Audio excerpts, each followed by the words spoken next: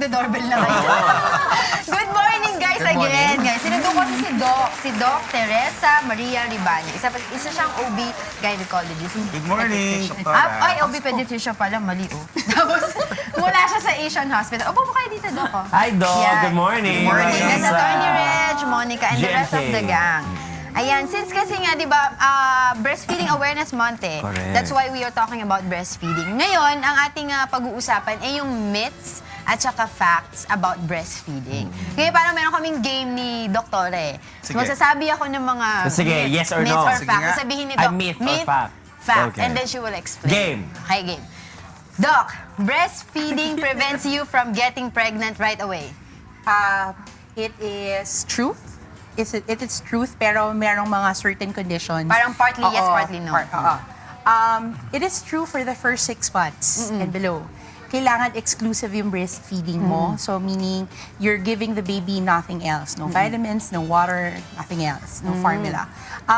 And then, dapat hindi pa bumabalik yung regla, yung menses ni mommy. Yung regular cycle niya. Yes. So, this is what you call lactation amenorrhea method. So, it's, if done correctly, it is reliable up to 98%.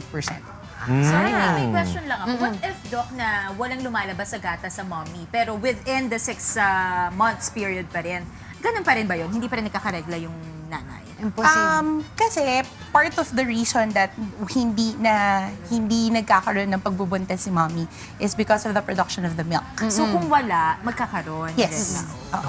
Biological cycle yan. Yes. Pag nabuntis, automatic, may process na nangyayari sa katawan, di ba? Okay, next question. Pagka ba merong ubo at sipon or fever ang isang ina na nagbe-breastfeed, mahahawa ba yung baby? Myth or fact? This is a myth. When the mom gets sick, what happens is she starts producing antibodies in her system, and that gets transferred to the baby through the milk. So in fact, she's protecting her baby. So hindi totoo yung mga sinasabi nila na huwag ka muna mag-breastfeed kasi may sipon ka. Pero bakit ang tanong ko dun sa napanood ko na milk bank, Doc, isa sa mga panuntunan nila, hindi ka pwede mag-donate ng milk mo kapag may nagkasakit ka for the past week yata, past 2 weeks before. Because it's more of safety. Syempre in the same way that when you're donating blood, you should be free from alcohol, you should be free from illnesses. Kasi, syempre, you're donating to another child. You're donating to someone else. So, there's no proximity. We want to make sure na yung dinodonate mong milk is as safe as possible. Does it also contribute, Doc, kasi may third-party participation na nilalagay mo na sa container. That's why it's also parang safer na wala kang sakit when you donate. To a certain degree, it does. Because remember that hindi mo ka mag-anak, most probably hindi mo ka mag-anak, hindi mo kakilala, and you don't know if there are other factors that might come into play, so to speak. Ngayon naman, kasi ako, yung experience ko pa, nagbe-breastfeed, nung nag-breastfeed pa ako, yung mga babies kasi talaga, nagigising sila ng within 2 to 3 hours para pakainin, lalo na pag breastfeeding. Pero ang sinasabi sila, pag formula-fed ang mga babies, mas mahaba daw ang tulog. Myth or fact? Mahabang tulog, fact, but better sleep, myth. Why? So, the infant formula-fed baby will sleep longer. But the formula kasi tends to stay in the system longer. So, minsan, abala din yung tulog. Whereas, the breastfed infant will sleep for a shorter time because mas mabilis na nadadigest yung kanilang milk. So, that wakes them up. That's a signal for them to wake up. But they sleep better because there's this proximity to the mom. Ano naman, when it comes to yung sa feeding bottles at saka yung sa nipple ng parents, ano yung mas maganda? Sinasabi nila parang parang nalulunod daw yung parang yung term nila pagka yung mga babies ay nag-feed through breastfeeding or yung compared dun sa bottle. Myth. Complete myth. Because when you're breastfeeding, you actually get more muscles to move. You allow the muscles to work for you. And all those muscles they stop the liquid from getting into your system too fast.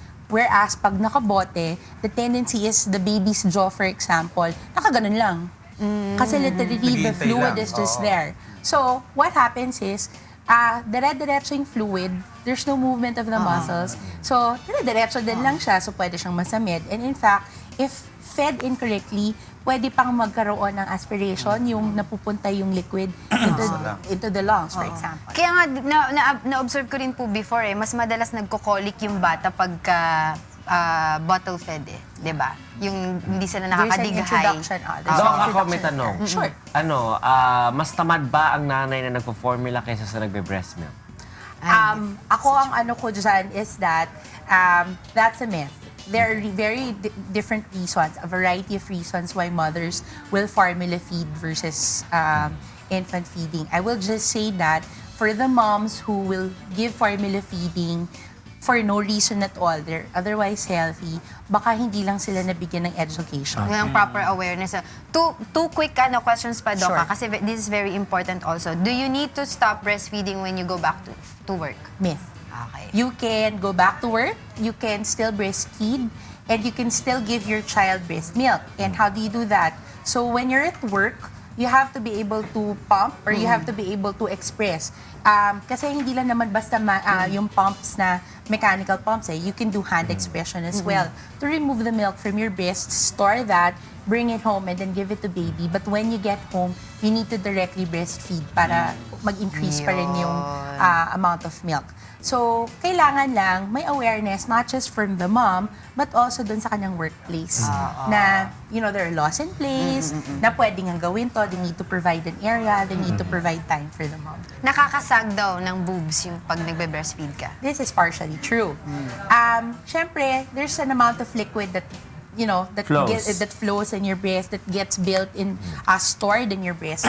So there's an expansion, but it's only partial. Superficial. Kasi for most part, it goes back to the original shape and size. Okay, ayan. Ang dami natin natutunan, no? Myth and facts. Oo nga, Ayan. nag-enjoy ako sa game. Di ba? Di ba Napakaswerte ni Reg. Oo nga kasi di ba, napakaswerte, sabi ko nga ng mga moms-to-be ngayon. Dahil nga, mas malaki yung awareness ng breastfeeding compared dun sa mga, siguro yung time ko, and yung mga past times pa. Kasi talagang walang masyadong awareness when it comes to breastfeeding. Maraming salamat po sa inyo, Dr. Teresa Ribaño, mula sa Asian Hospital. And for more questions po about breastfeeding, where can they contact you? They can contact me through Asian Hospital. You can look it up on the website, or you can contact them at 771-9000, and then you can ask for my clinic. Yay! Thank you very much. Thank you so much, Doc. Okay.